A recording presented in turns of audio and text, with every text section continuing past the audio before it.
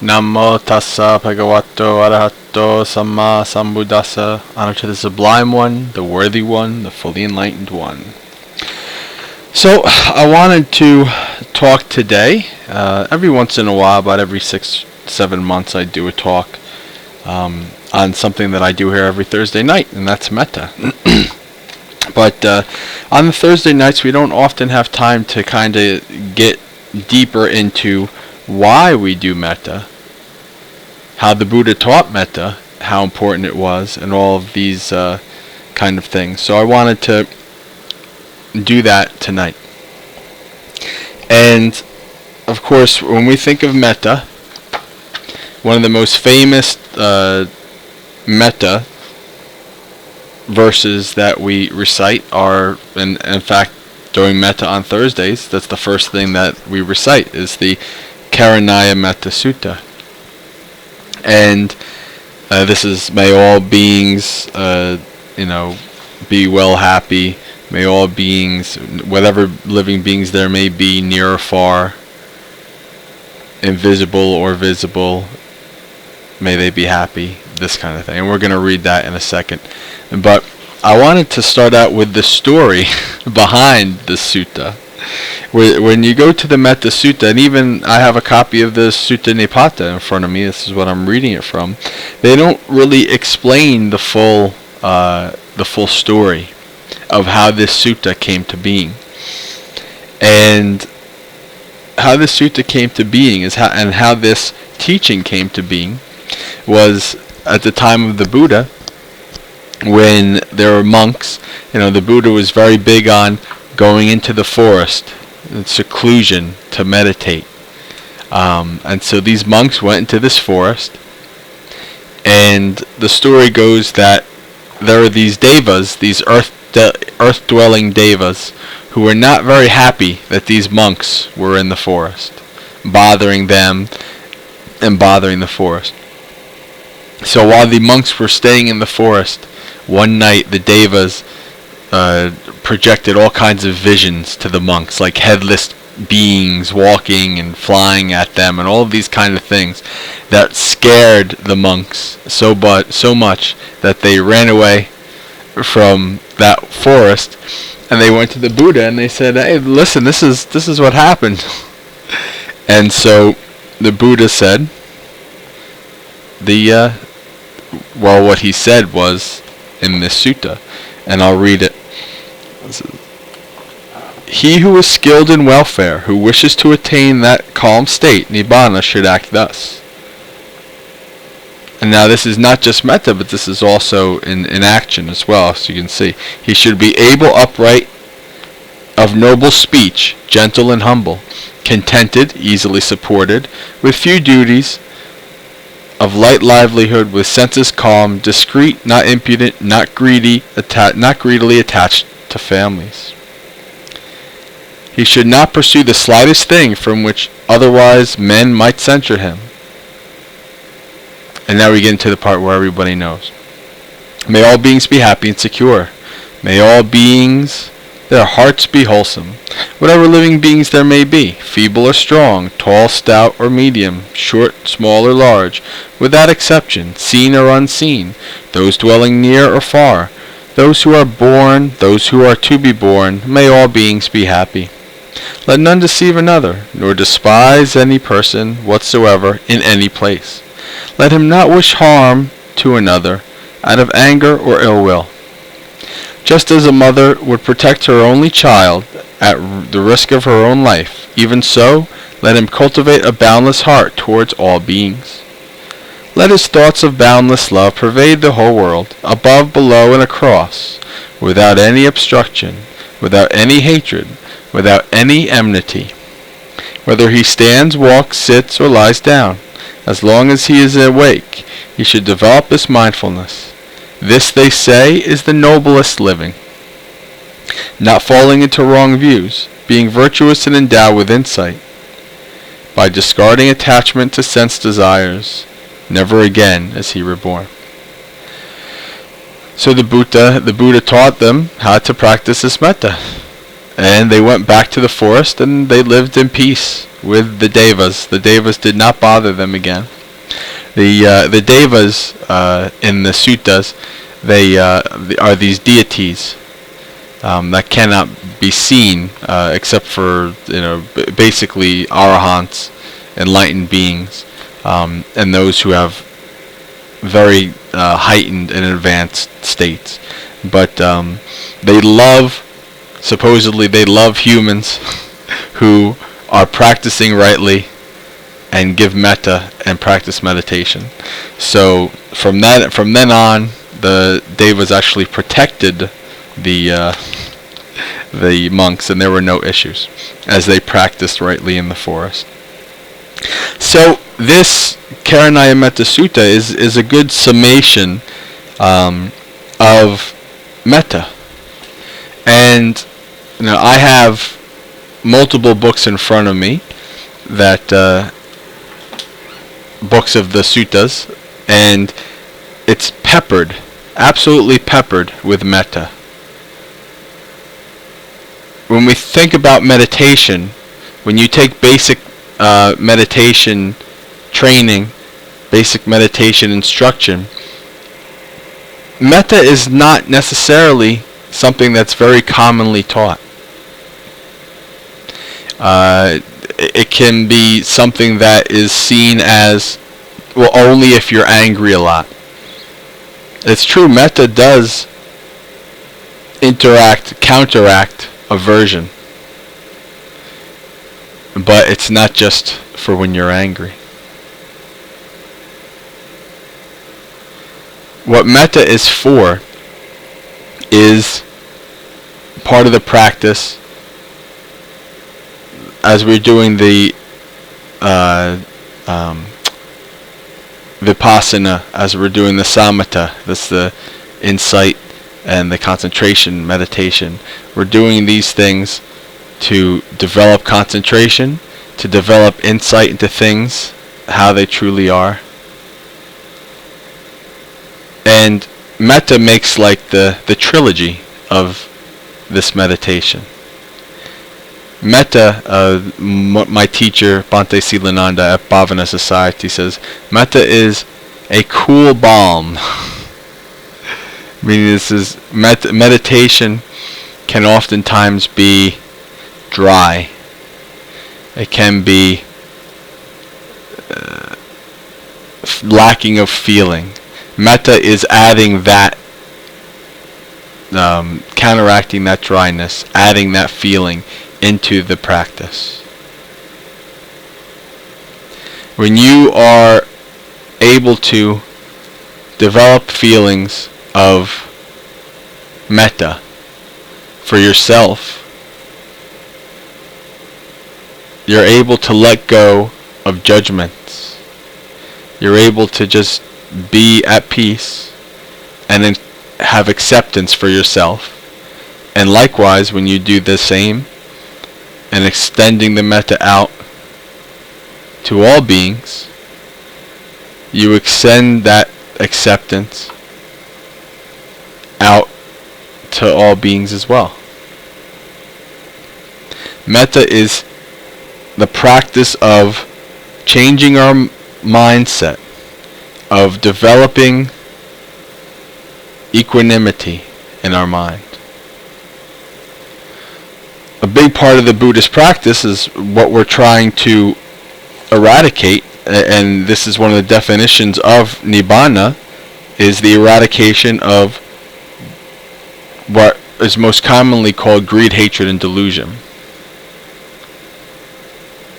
I personally tend to see it more at the core level of attachment, aversion, and delusion. Because the core of greed is attachment. And when you think of greed, hatred, and delusion, people think of greed, they think of a specific thing. They think of, or rich people with money, or people want a lot of stuff, this kind of thing. But it goes so much deeper than that. So to say greed to me is not necessarily encompassing the full entirety of it. So we have attachment. And attachment is, we experience things, we like that experience, we want more of it. The other thing is aversion. Aversion is the core of hatred. When you hate something, you have an aversion towards it. You don't want to have anything to do with it. You might want to strike out against it. Make sure it doesn't exist anymore in the world, or that it won't bother you in the future. Aversion is having an experience of whatever, person, place, thought, event. We don't like it. We don't want to deal with it anymore. We want to run away from it. We want it to avoid it. And it totally be away from our lives. So this whole rat race of unenlightened beings is running towards what we like and running away from what we don't like. And a large part of the practice is developing the equanimity. We're not running towards, we're not running away. We are being there, seeing things as they truly are, accepting the rise and fall of things. Things occur, they go away. We don't have to attach to that experience. We don't have to be averse to that experience. So metta is part of that practice. That's what we're developing with metta, is we are developing the equanimity when we're talking about beings. And metta can be used for inanimate items. It could also be used for, this is obviously not the way it was taught by the Buddha, but in my personal practice I've been able to do that, and I think it helps. But metta is to change that, so we are able to. There's a wonderful verse in the Dhammapada. We who are without hatred live happily among those who hate. And you think about that, like, wow, yeah. So there could be hatred all around you, but you live happily, free of hatred, among those who hate. How does that happen? Happens with metta. That's the importance of metta. Developing that acceptance. Now, metta is often translated as loving kindness.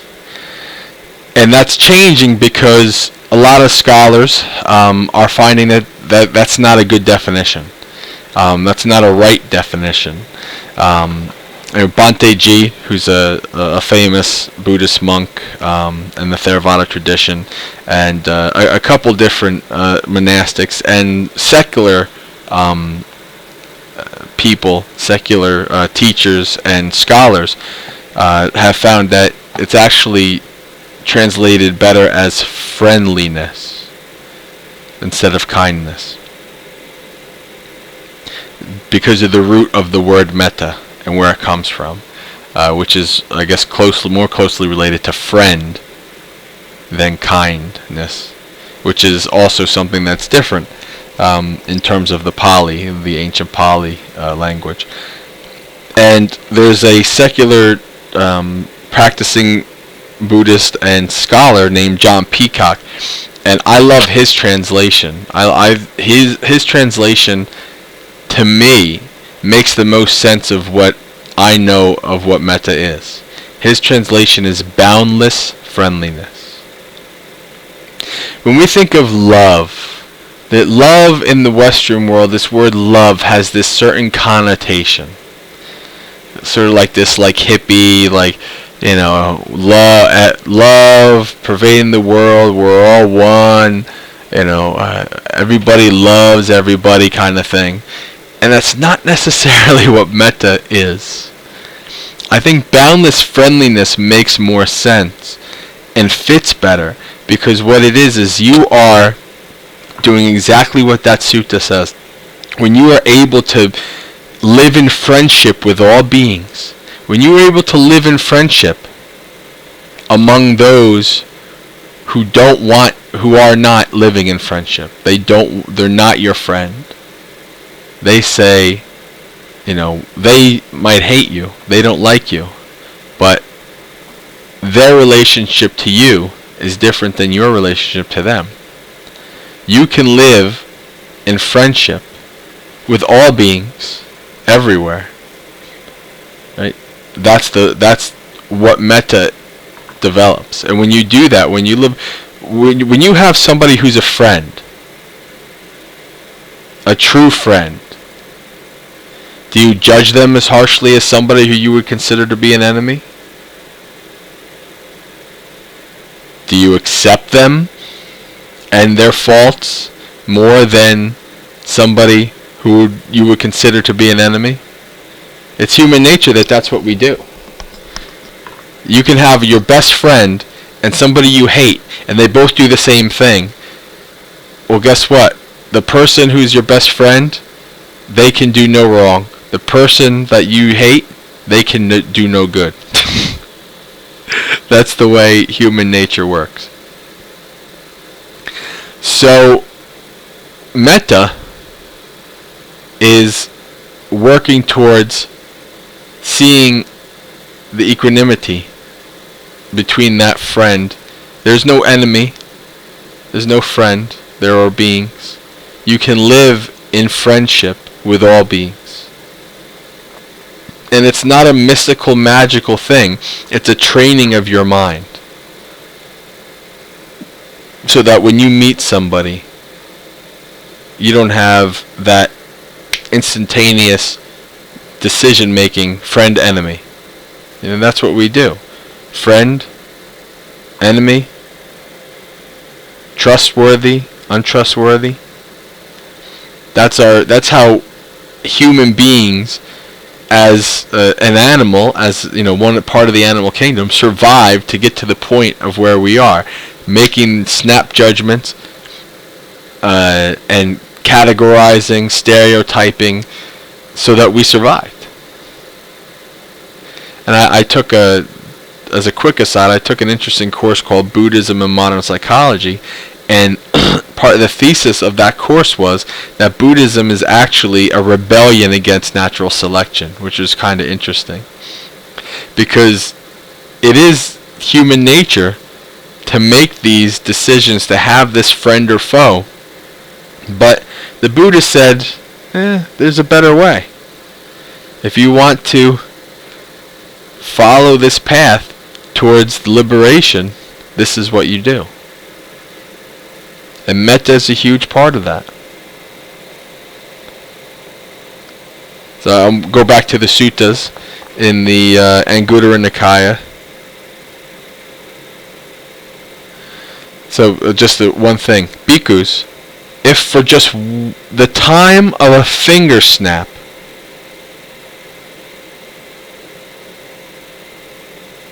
a bhikkhu pursues a mind of loving kindness, he is called a bhikkhu who is not devoid of jhana, who acts upon the teachings of the teacher, who responds to his advice, and who does not eat the country's alms food in vain. How much more then those who cultivate it? And it goes through multiple times. If just for the time of a finger snap, a bhikkhu develops loving kindness. Yeah, and it goes through a variety of different things. Just somebody who, just for an instant, develops some kind of loving kindness, some metta. This is the benefit that it provides. Imagine doing it every day. Now, and in our metta practice on Thursday, I put in the sutta. It's the Metta Samsa Sutta, where the Buddha talks about 11 benefits for those who practice metta. And I don't have it in front of me, so I'm going to go off memory, and I don't know if I'll be able to get all 11, but it's: they wake in comfort, they sleep in comfort, they see no evil dreams, fire and sword cannot touch them. Devas protect them. Their countenance is serene. Countenance meaning kind of like their aura in a way, that how people view them, bright, their skin clear of blemishes, all these kind of things. This is an enlightened being supposedly has this countenance, this serene countenance. There's a sutta where the Buddha, there's just this one guy, and he just goes and he sits down by the Buddha every day when he's speaking and just stares at the Buddha. And the Buddha says, "Why do you do this?" He says, "Because your countenance is serene and amazing, and I just want to stare at you all day." And he says, "Why do you want to stare at this filthy, dirty sack of bones and organs and skin? This does not benefit you." So, but anyway, that's an aside. I go on asides all the time. So, the countenance is serene. If they die, they will be reborn in the Brahma world. All of these benefits. There's so much benefits, and there's so much. The Buddha talked about metta quite often, although the modern teachers don't talk about it as much. And along with walking meditation, I like to talk about metta because I think it is important. The Buddha taught its importance, how important it is. Now, there's another sutta which I'm trying to find. I can't necessarily find it, but again, we use this in our on Thursdays, the metta. There's a sutta where a monk died. A monk got bit by a snake, and the monks go to the Buddha. "This monk got bit by a snake. How could this have happened?" And he died. And the Buddha said, "He did not give metta to these snakes. If he had, he would not have been bit by the snake." And so, in the sutta, he's talking about teaching the monks how to give metta to the specific kind of snakes and the specific kind of beings. And in that sutta comes up the part in the metta meditation, at the very end of the guided metta meditation, I put this in. And it says, "I have metta, I live in friendship, or I have love," however you want to translate it, "for those with no feet. I live in friendship with those with 2 feet. I live in friendship with those with 4 feet. I live in friendship with those with many feet." Then the second part is, "May those with no feet not harm me. May those with 2 feet not harm me. May those with 4 feet not harm me. May those with many feet not harm me." This is directly in the suttas. This is what the Buddha taught. And if you become crazy like me, you go into the woods and give metta and see if that actually works. So far it has. I'm still alive. It's a good thing. But, so this is metta. Now, how do we put metta into our daily lives?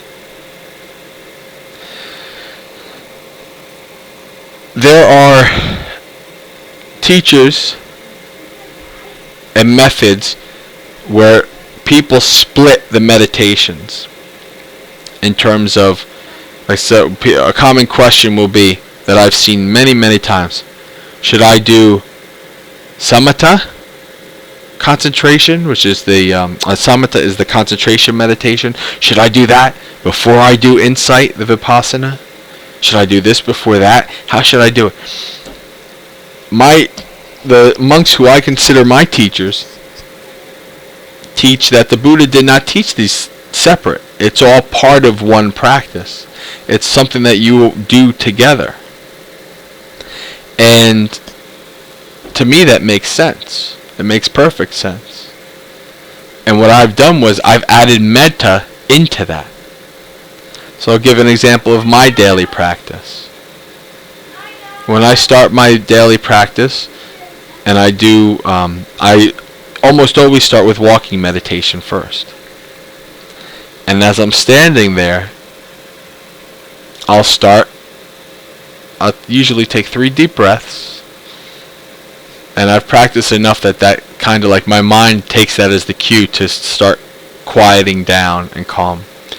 And then I go right into metta, and I do metta for myself first, because that's the most important. If I'm having a rough day, sometimes I won't even do metta for the whole world, or the universe, or go that far out. Sometimes I'll just have to concentrate on metta for myself, and there's nothing wrong with that.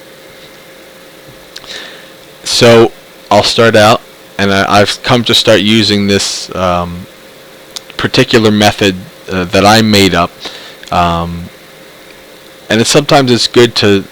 A lot of teachers say make the practice your own, and I take that to heart. I try things, and if they work, I keep using them. If they don't work, I don't keep using them. So I start out now with what I came up with. May this mind and body, of course speaking about myself, may this mind and body find happiness. May this mind and body find peace. May this mind and body live in friendship with all beings. May this mind and body find release. And I'll say that, and I'll just be standing there. And so I'm starting out with metta. And then I'll go to all beings. May all beings find happiness. May all beings find peace. May all beings live in friendship with each other. May all beings find release.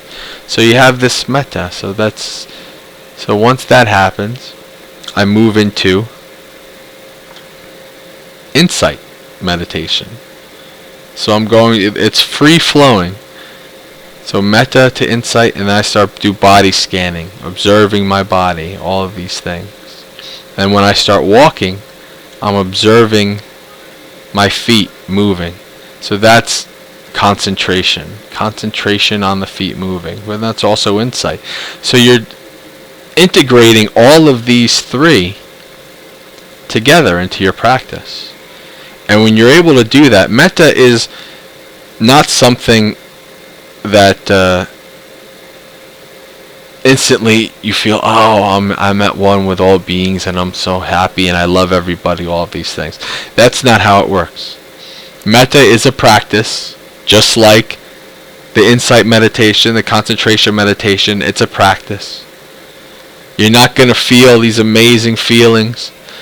Oh, metta, it's amazing. At first, it's something you have to work on. Some days I do the metta and I think to myself, I'm not buying it. I'm not buying the metta today. It's a little rough today. I'm not buying it. I'm not pervading the world with my loving friendliness, or however you want to cry it. And then sometimes it's amazing. It's a feeling that you are pervading the world with this feeling, this boundless friendship. You can live in friendship with all beings, even the ones you don't like, even the ones that annoy you, humans or bugs, the flies that you want to swat because you're out there doing walking meditation and flies or little gnats want to go into your eye for some reason, and you say, what the heck is this gnat doing here? I'm just trying to walk and all these bugs are happening. Of course, then the mosquitoes want to suck your blood, and all of these things, all of these beings. When you have metta, that's that understanding, friendship, forgiveness. You understand these beings, and you understand that they too, all beings, there's not one being, sentient being alive, that doesn't want to be happy and peaceful. I would say even somebody who's maybe the most mentally deranged, maybe they find pleasure in killing beings. There's still a core there that they want to be happy and peaceful. There's a lot of issues, but there's still a core. So for me, I have yet to think of one being that does not want to live in happiness and peace. Now, of course, everything that stems from that, everybody wants to be happy, so we're chasing what we think will bring us happiness. And that puts us into situations where we make decisions, not all good decisions. Sometimes those decisions are harmful to yourself and others. And so that's why we have this great big world that we're stuck in, where a lot of bad stuff happens, but also a lot of good stuff happens.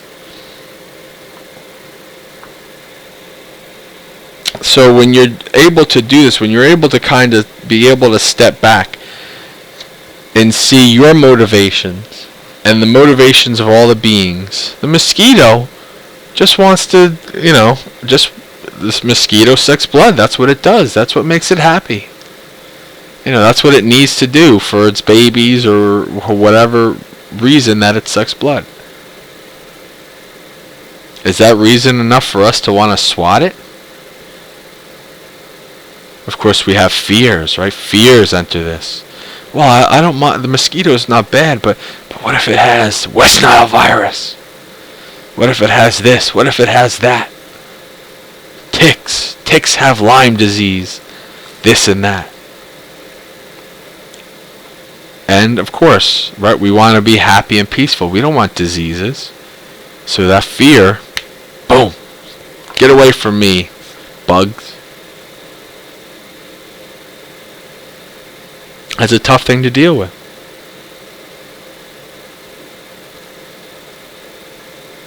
And there's no easy answers.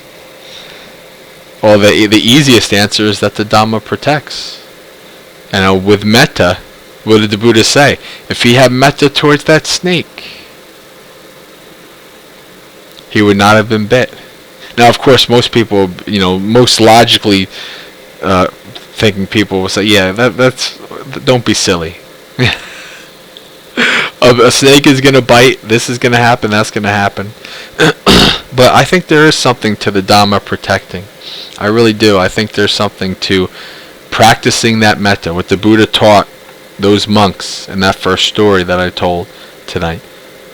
Practicing that metta, living rightly. There's very little chance for something bad to happen. Sometimes stuff does happen. But if you are able to live in metta and you understand more of how the world works, stuff doesn't bother you as much. Monks that lived like Ajahn Brahm, Ajahn Chah, all these monks that lived out in the jungles in Thailand. There were so many mosquitoes, you could have been swatting 24 hours a day, you still would have got malaria. And they did. They got all kinds of diseases and they had a lot of suffering. But that also taught them a lot too. Right? There wasn't enough mosquito repellent, bug swatters. There was never enough to stop that from happening. It was just the nature of that existence there. And you can be at peace with that, or you can fight it. Fighting it's not going to get you anywhere though. So a little bit back to metta.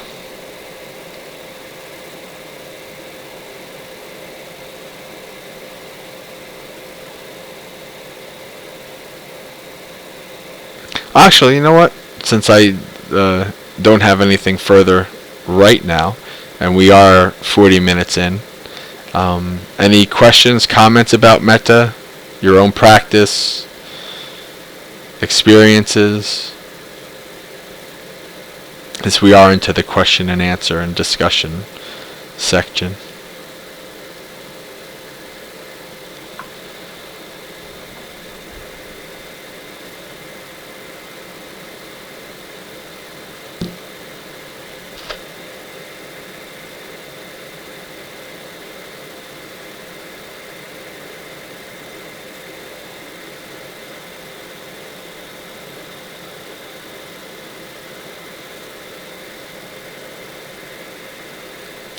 Dealing with foolish, dangerous people. See, there's a difference between having that metta, but also having to protect yourself, protect others from people who might do actions. There's a person, like Ajahn Brahm puts it greatly, I think. Ajahn Brahm does a lot of work with prisoners. He goes into prisons and he talks to them and he meditates with them. And he says, I've been to prison for 20 years. I've never met a murderer. I've never met a rapist. I've never met a thief. I've met a person who has committed murder. I met a person who's raped. I met a person who has stolen. Right? He's giving humanity to the people in prison. But the people in prison, this is what society does, to people who have caused these issues, have caused harm to a person, so they go to prison. Just because you live in friendship with all beings doesn't mean that, the good example, associating with the fool. Sometimes, what is a fool, right? What is a fool? Who is a fool? And we might think a fool is somebody who will lead us away from our Dhamma practice.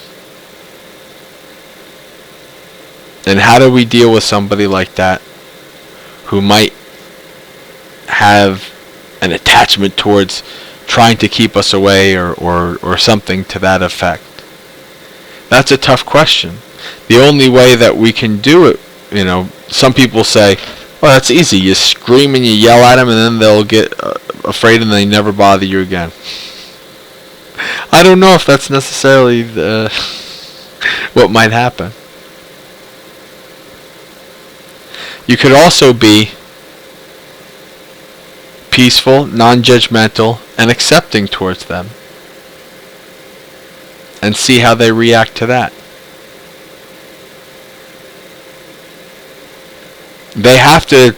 Those prisoners have to serve their time.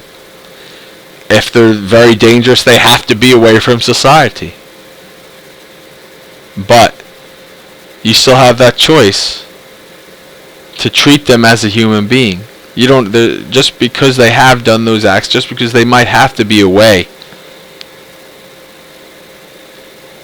from society, that doesn't mean that you in your own mind have to treat them or judge them negatively. Because really it harms yourself. It doesn't necessarily harm them. You're harming yourself. Because you're developing those negative states of mind. It might be tough to skillfully deal with somebody not associated with fools, but I think it's more of not avoiding people or kicking people to the curb. It's more, when you grow up, right? So you're in your 20s. You get married. The rest of your friends are partying, right? Your party friends. What usually happens? You get married. You start to have kids. You start to generate, your friendships. The people who you start to hang around with are married people with kids. And the single partying people, they do their own thing, and you still might be friends, but you're not in that same state. You're not in the same circles. The avoiding the fools, as the Buddha was talking, when you are practicing Buddhism, you're practicing rightly, and you start to associate with other Buddhists who are practicing rightly, you're just naturally being away from those circles of fools, of people who might do something, who might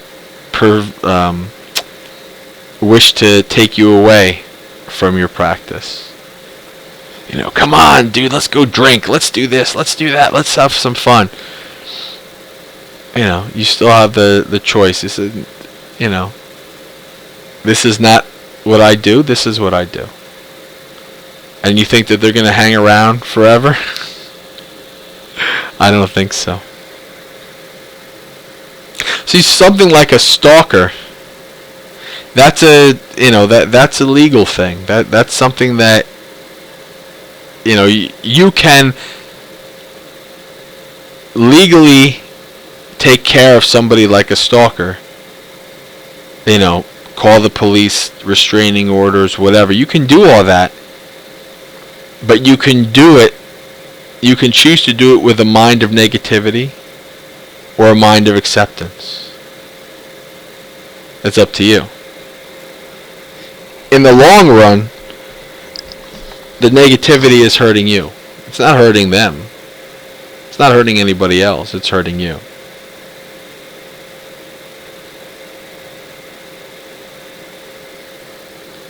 So this is why we have the metta. Metta is the developing in your own mind of that equanimity, of getting rid of that aversion.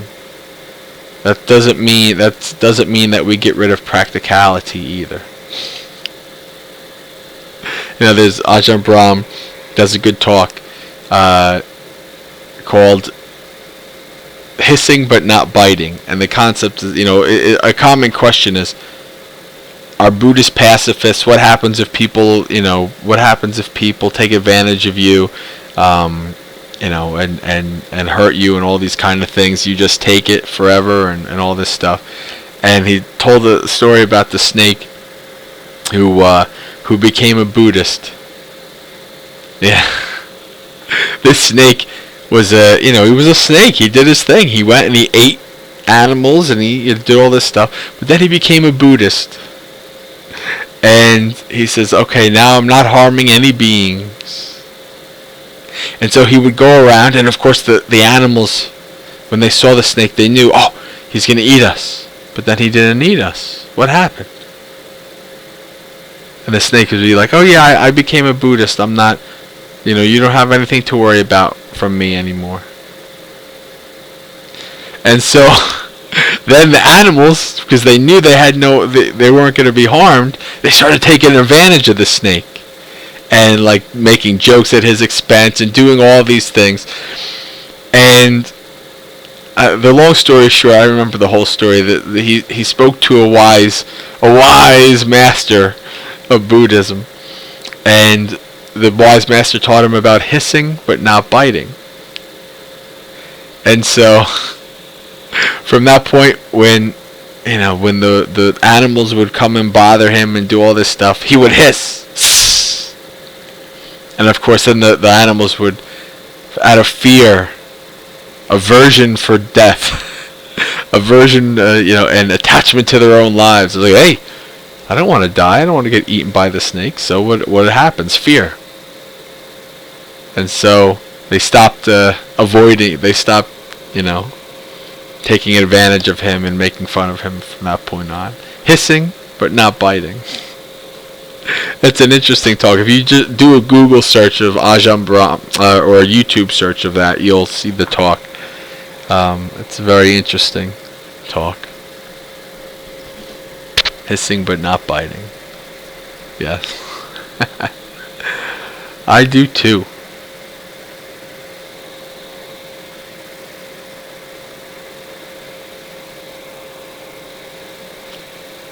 But one of the things that also, I guess I failed to mention, but I do, some people say metta, when you do metta, you send out loving feelings of loving friendliness to specific people, like they get the metta, all of these kind of things.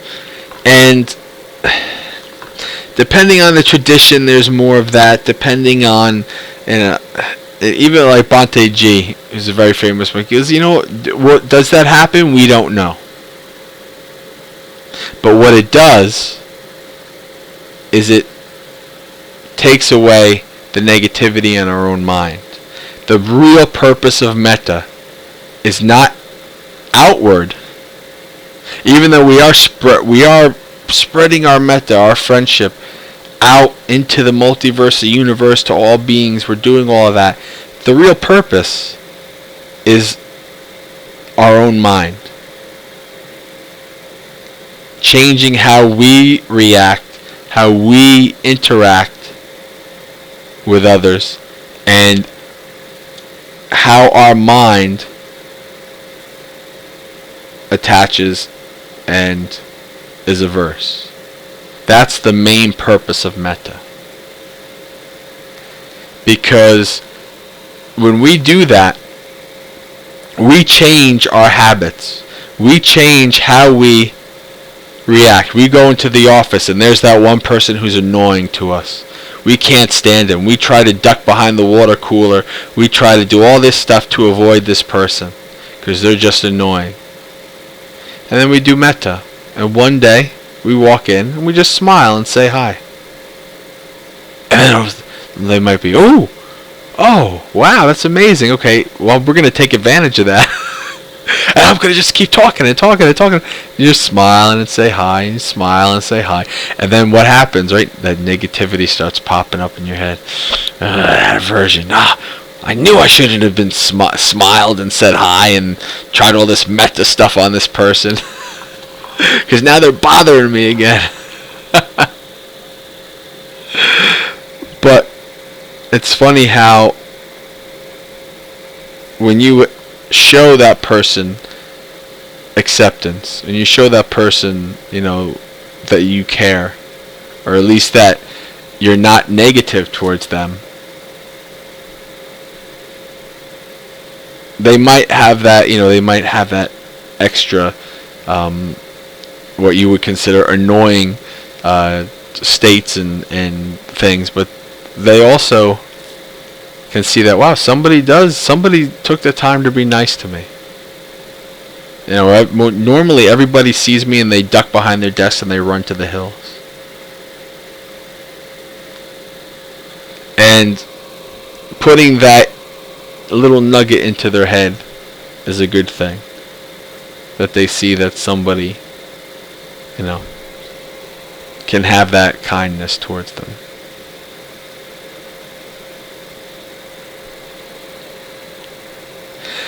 Now, there have been studies that Ajahn Brahm actually lists one, and I've seen a couple on my own as well, that talk about that there does seem to be some kind of benefit to positive thoughts, prayer, metta would be included in that. There does seem to be some kind of positive benefit, like with people who are sick in the hospital and those who have the positive thoughts. When I say positive thought, I get prayer. That would be considered positive thought. Metta's positive thought. Just warm feelings, positive feelings for that person is positive thought. It does seem that positive thought does have some kind of benefit, however negligible, on that person. So it's one of those things where it's a win-win. Metta is a win-win. You're not only, if you're affecting other people, if you're helping other people with it, that's good. If not, you're helping yourself. You're changing your mind. And in doing so, you actually are helping others. Not in a magical thought waves kind of way, but in your daily interactions with them. The Buddha taught that this practice, not just metta's part of it, but following the 5 precepts. Following the 5 precepts is metta. If you're following the precepts, he calls it the 5 faultless gifts. When you follow the precepts, you give a gift of fearlessness to the world. That's metta. You're giving a gift that beings know they have nothing to fear from you. You won't harm them. You won't lie to them. You won't steal from them. You won't sleep with their wife or whatever. Sexual misconduct, sensual misconduct. You won't get drunk around them and say bad things to them. So that's these precepts, right? You're giving that gift to other beings. Your mind, dealing with beings from a state of equanimity instead of a state of aversion or attachment. That's a gift. And so you are making the world a better place, little by little, making your world a better place. Just by changing your mind and how that change allows you to interact with people.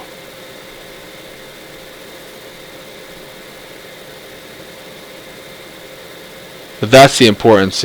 Some people say Theravada is concerned. Theravada, they're all concerned with themselves and stuff like that. And I just say, well, here's the book. Here's the 4 or 5 books or whatever. The Buddha from the very beginning, this is what he taught. He taught that the practice itself benefits not only you, but all beings. That's what this metta is. That's what this practicing generosity, which is part of the practice. Generosity,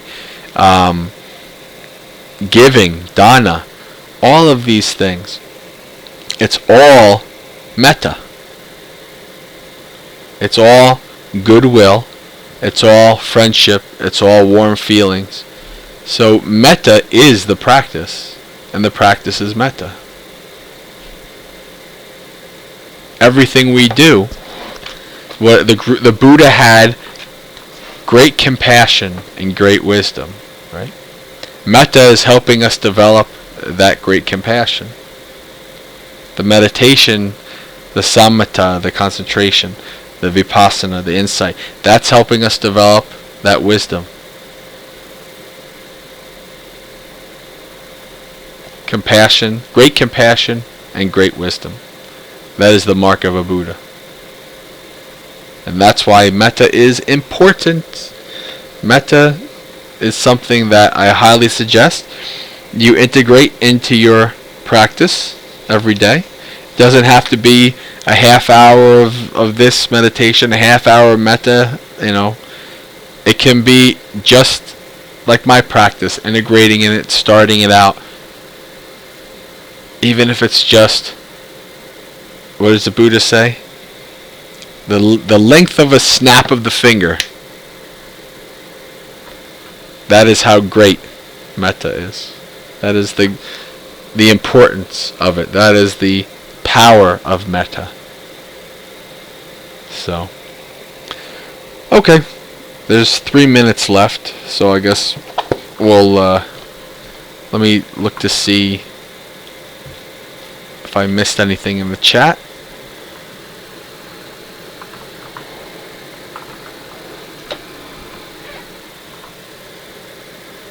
A prayer for our friends. Yes.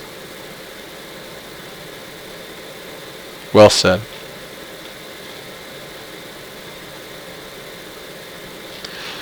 Okay, unless there's any final comments or questions, we can end here for the night.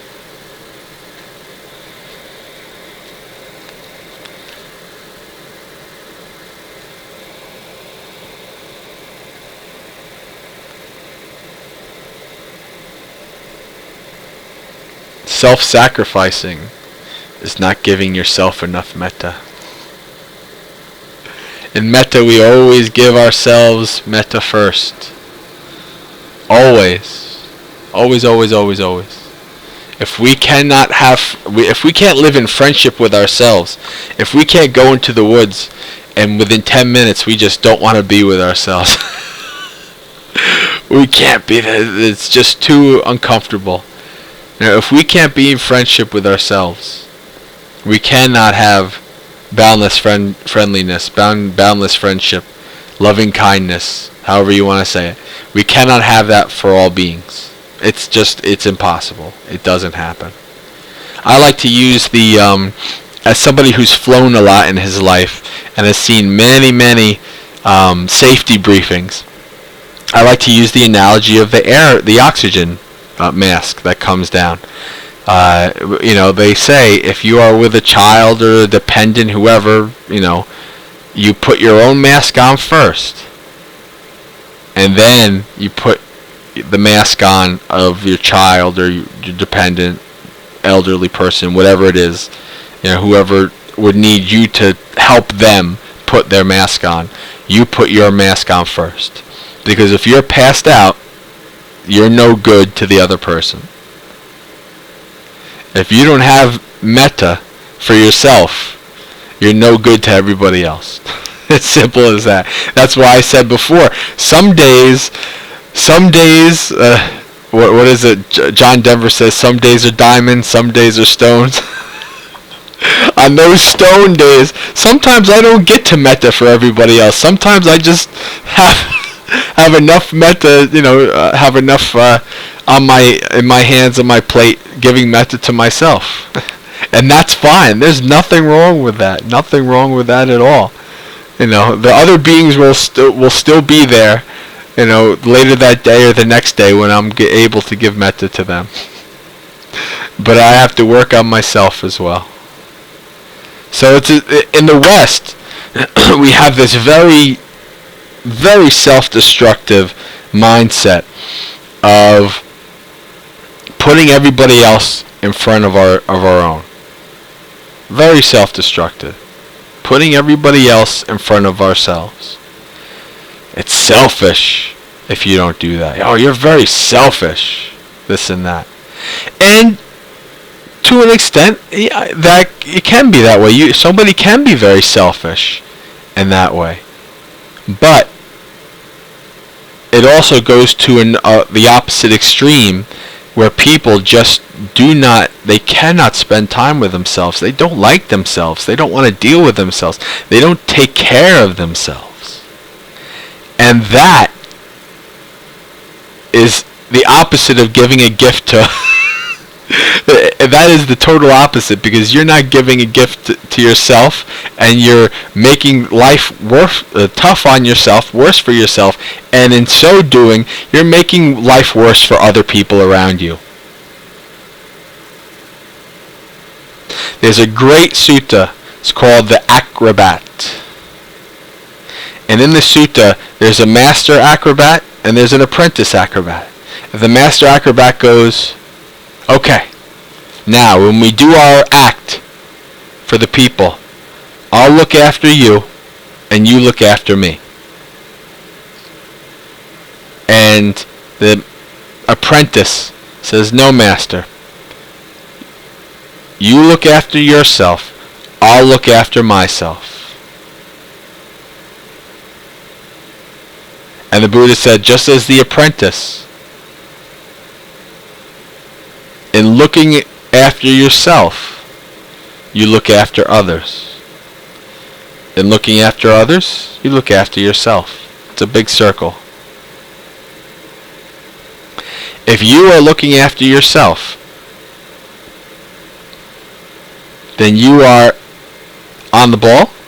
You're doing good. You're not causing any trouble. If you look, to use another analogy, special forces guys or SWAT teams or whatever, they have to have complete trust that everybody else knows exactly what they're doing, will be in the position they need to be in. They are putting their lives complete trust in the other team members.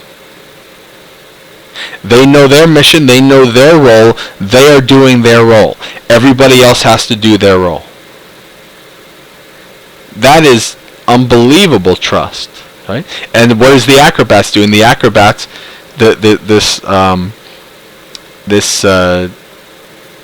novice acrobat says, I'll trust in myself, I'll watch myself, you watch yourself.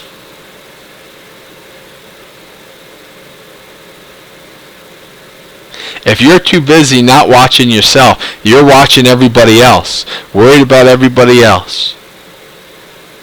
are you really helping those other people? What kind of position will you be in to actually help those other people if they need the help?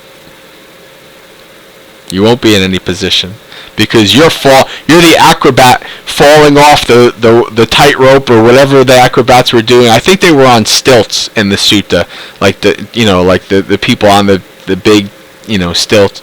I think it was something like that. If you're worried about what the other person is doing, you're going to fall off the stilt. You're not going to be any help to them or yourself.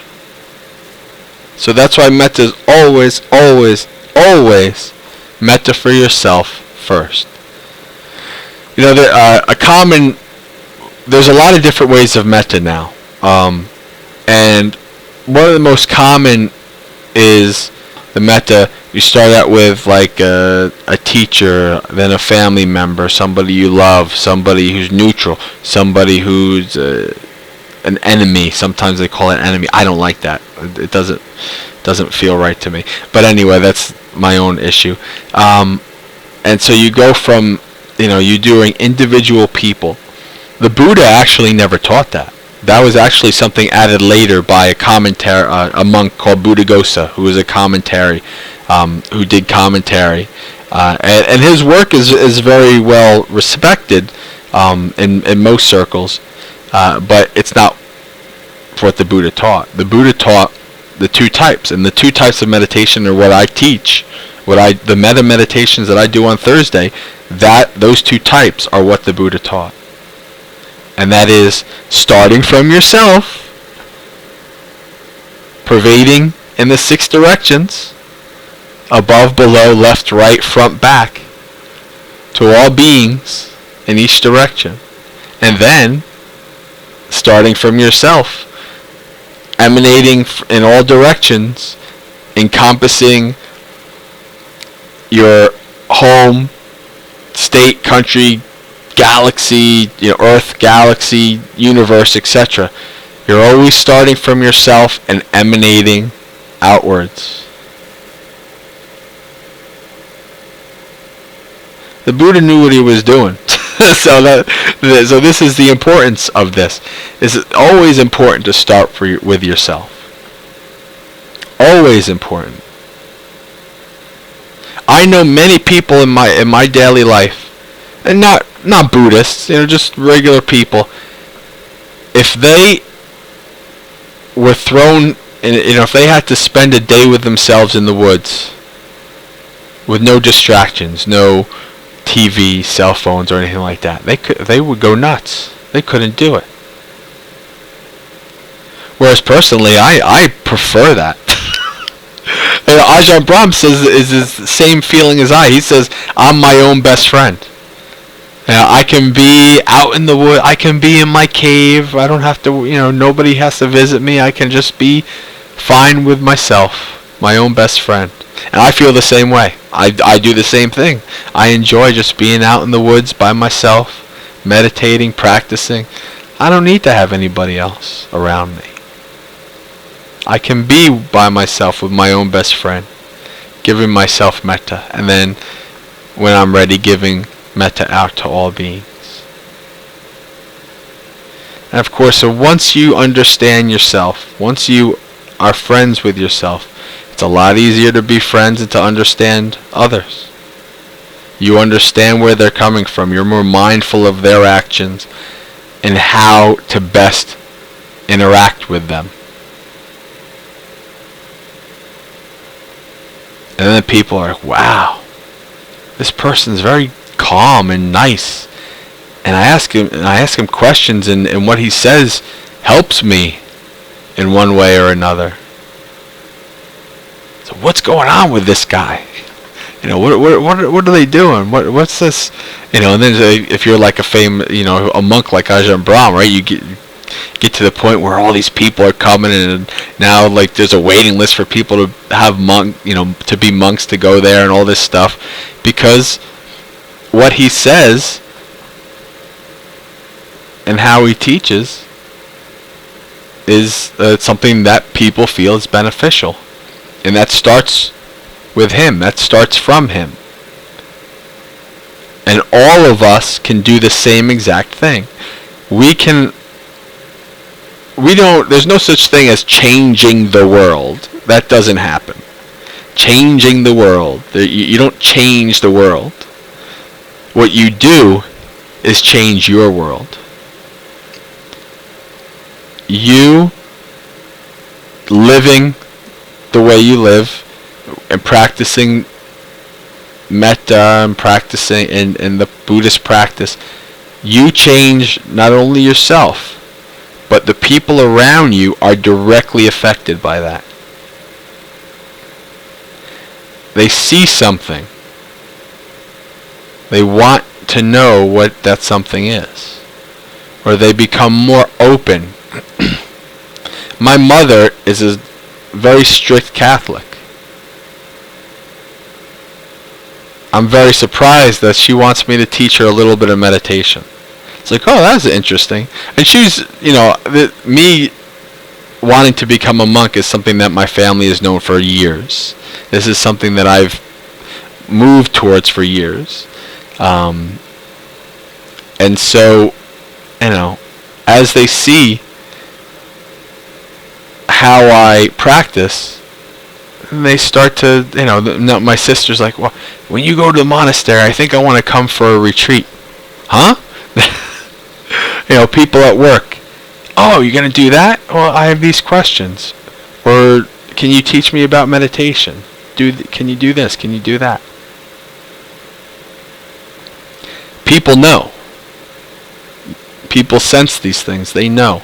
When you practice rightly, when you have that metta, when they know, I did child protective services for years. I would be the person that there's an investigation and I have to knock on your door and question your kids and you. When I would be having to go into homes with big time gang members, big time, people who have rap sheets, people who the police wouldn't let me go in there alone. And I would go in there and I would sit, and after 10-15 minutes I'd tell the police, you can go, don't worry about it.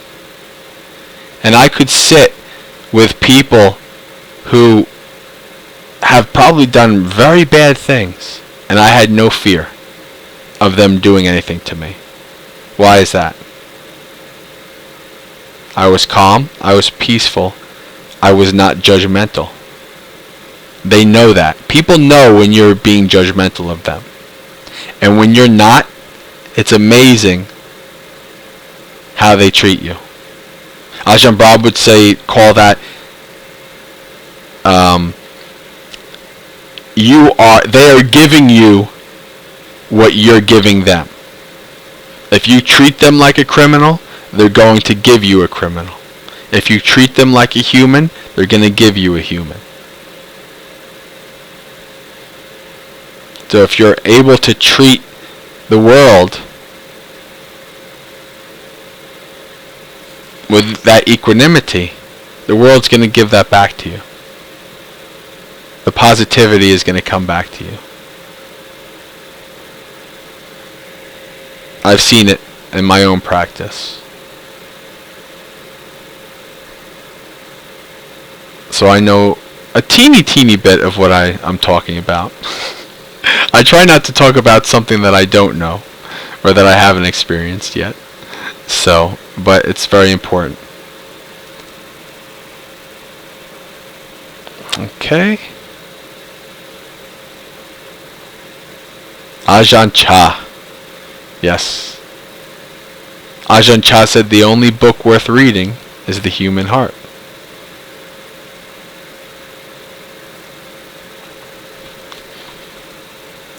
Which is ironic because I love reading Ajahn Chah's books.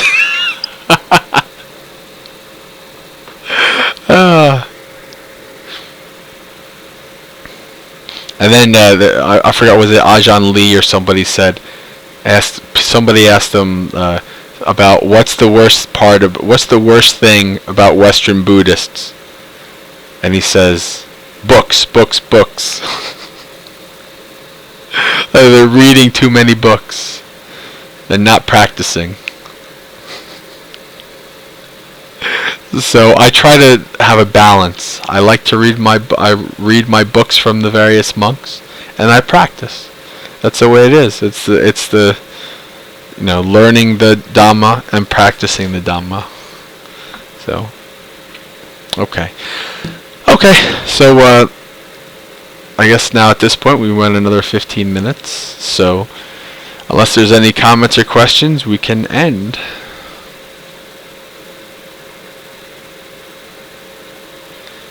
You are quite welcome.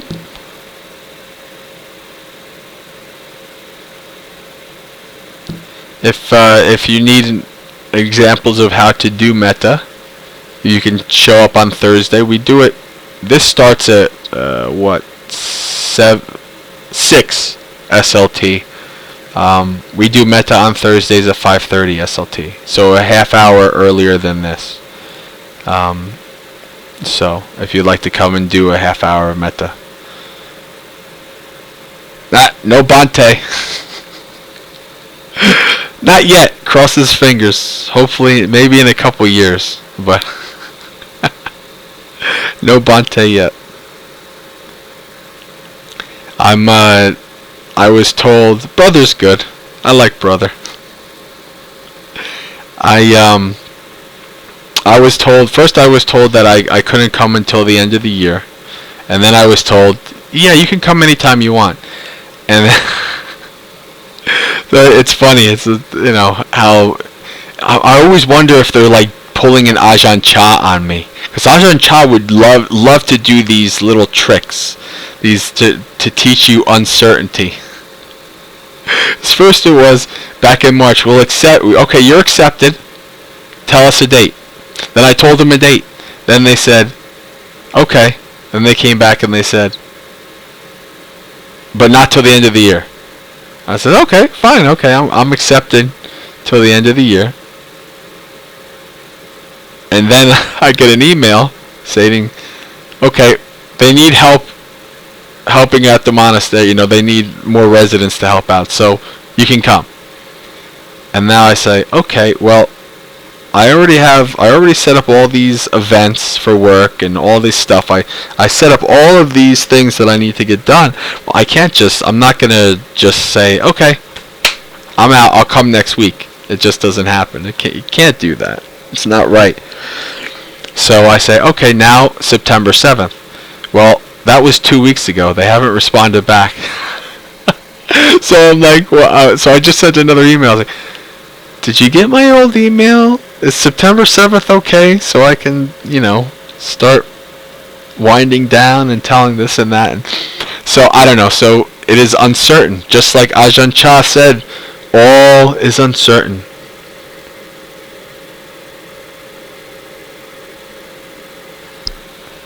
She who? Let's see. Any from Nepal? I don't know if anybody from Nepal comes to meditate. But Ajahn Chah, there's a famous story of Ajahn Chah, who he would go up and down the monks in the morning and say, how are you today? And the monks would say, I don't know, I'm doing well, I'm not doing well, this is happening, that's happening, And then Ajahn Chah would say, that is uncertain. How are you? I'm doing well. That's uncertain. There was a brief time in my dad, because I was so enamored by that, the truth of it, that somebody would be like, hey, how you doing? And I'd say, that's uncertain. And they'd look at me with this quizzical kind of, like, what? In Western society, it's like, hey, how you doing? I'm doing well. How you? Okay, good. So they'd be like, what? So it got to the point where I was like, it made things take longer than they would have. So I stopped doing it. But it was funny for a time. So all things are uncertain, right? I don't know. That email, they could come back. I'm keeping in my mind the possibility of them coming back and saying, okay, we decided we're not accepting you.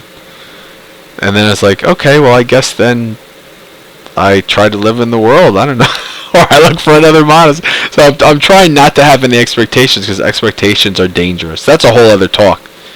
Expectations can bite you in the butt. Like that snake that killed that monk because there was no metta for the poor snakes.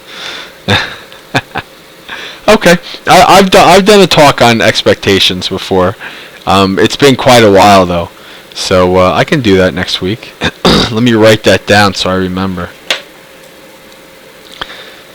Expectations. So I of course did not expect to them to say, okay, well, you can come in 8 months. So I had, for a couple months, my mind was gearing towards renunciation, right? And then all of a sudden, I'm not going. And I was like, well, okay, well, I can't just sit there and I just can't have this mindset for 8 more months, because I'm in the world. I have to live in the world. I have to get back to doing my exercise. I have to do this. I have to do that. And so I got back into the world. And then 2 months later, they say, okay, you can come back. Right? Expectations and uncertainty. It's such a great lesson that I wonder and I suspect if they're doing it on purpose. If they're not, it's still a great lesson either way. It doesn't matter. But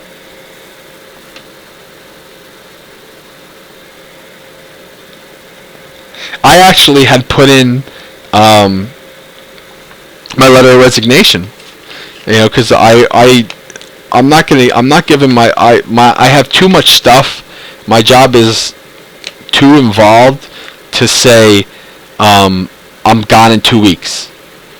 There's stuff that I have. I have cases of people being licensed for foster homes. I have my recruiting stuff. I'm a foster and adoptive home recruiter. Events. I can't just say I'm gone in 2 weeks. It's just, especially to become a monk. It's like, there's all kinds of responsibilities and stuff like that. It would almost feel hypocritical to just say bye and leave everybody in a lurch and stuff like that. And I wouldn't want to do that. So I wanted to give them 2 months. And so that's what I did. I put in my letter of resignation so that my manager could get somebody else to get hired and all this stuff. And my kind of job is a job that I would like to tell my predecessor, well, here are my contacts. There's a lot to it. So it's and it's about helping families and getting foster parents and stuff like that. It's not something that I don't want to leave, so I put in my letter of resignation. Okay, as of June 1st, I'm done. Well, then, 4 days later, Bhavana comes back and says, yeah, we can't take you to the end of the year. So I was like, oh man. So thankfully, my letter of resignation did not go all the way in. I don't know what would have happened if it did, but no, it did not go all the way in, and I was able to rescind it. So there's a great old TV miniseries called Merlin from 1997. I think is one of the best. To me, it's the best Arthurian legend movie, TV, whatever ever. It's the best. And there's a great line in there. The one guy goes, "They're very indecisive about making decisions." And I was like, you know what? Yeah. Very indecisive about making decisions. It's a great line. I use it all the time. But, they have to make the decisions based on what's best for them. And they probably also want to see... somebody knows. Yes, Martin Short. And it's actually Martin Short who was the one who made that comment as Frick. Well, I'd rather... she's very indecisive about making decisions. Yeah. Me and my best friend, who's also thinking about following me into the monkhood, that's our favorite movie. We usually watch it like every year, and we quote it all the time. So when I tell him somebody knew it, he's gonna be like, "Oh my God, really? Somebody else knew it?" That's funny. Okay, so, but anyway, yeah. So that's where I'm at. I'm hoping to go in September 7th, and my last day at work be August 23rd. But obviously that depends on if Bhavin is going to allow me to come in September 7th. I don't know. And of course, me coming on here after that is really not, I don't know if it's going to be up to me. I obviously, if I was able to do anything, the schedule would be completely different.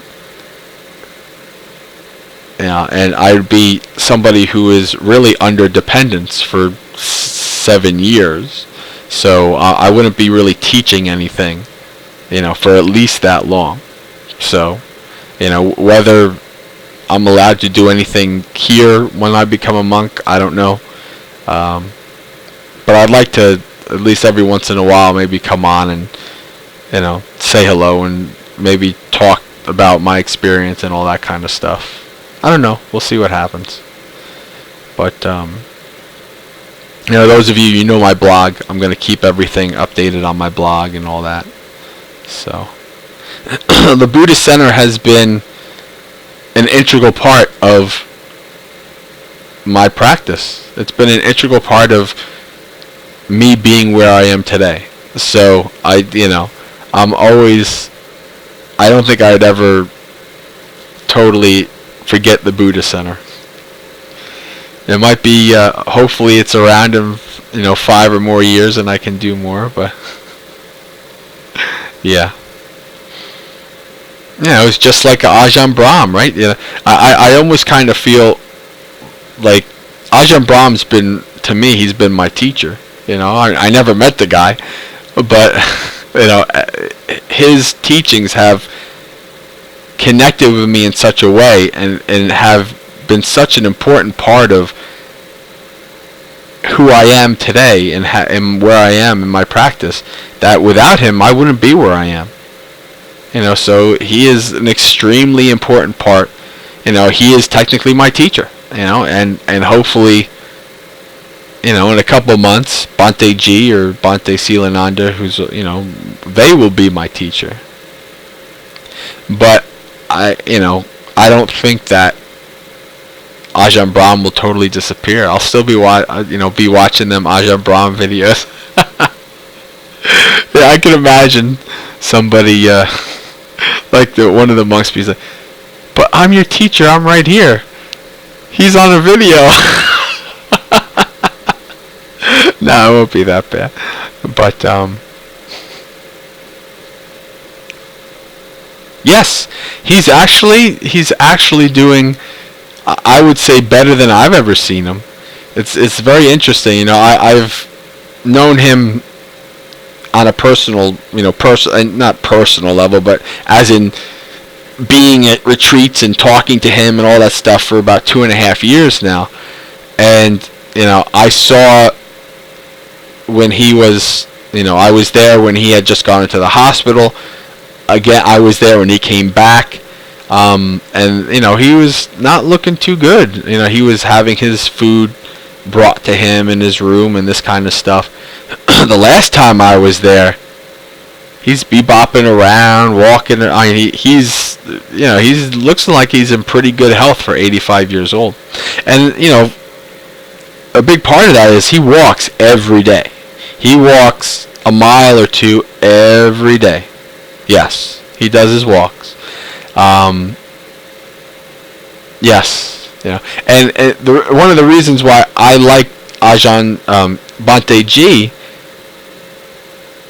and Ajahn Brahm is they believe, they connect on a lot of different things that I feel are important for my practice, that I also agree with, and what they teach. So I'm, excited that to be able to be at Bhavana, because I feel like I will have that same teaching. Whose name? Bhante Ji or Bhante Gunaratana? Ajahn Brahm? Yeah. Yes. The Westerners call him Bhante Ji. That's how he's been, even the monks call him Bhante Ji. Bhante Silananda says Bhante Ji. From Sri Lanka.